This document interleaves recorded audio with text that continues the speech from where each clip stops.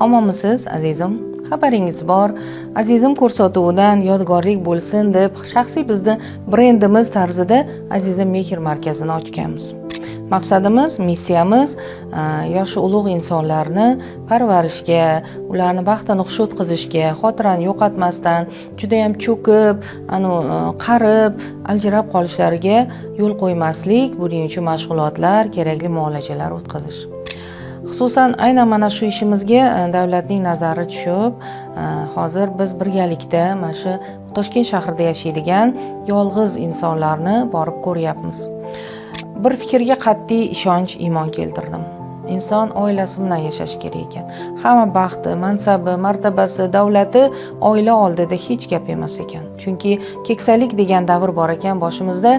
Keksalik bo'lgan davrda aynan bolalaringiz, oilangiz sizni qo'llab-quvvatlar ekan.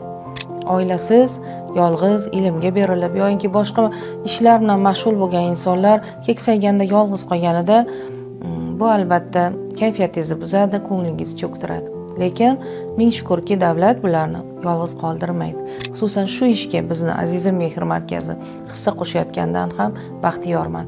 So'zimni nihoyasida bir gap aytaman. Oilangiz bor bo'lsa, siz baxtiyorsiz. Uni asrang, avaylang.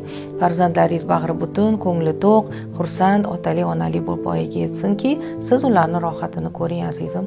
Keling, sizni Azizim mehr markazida kutib qolamiz.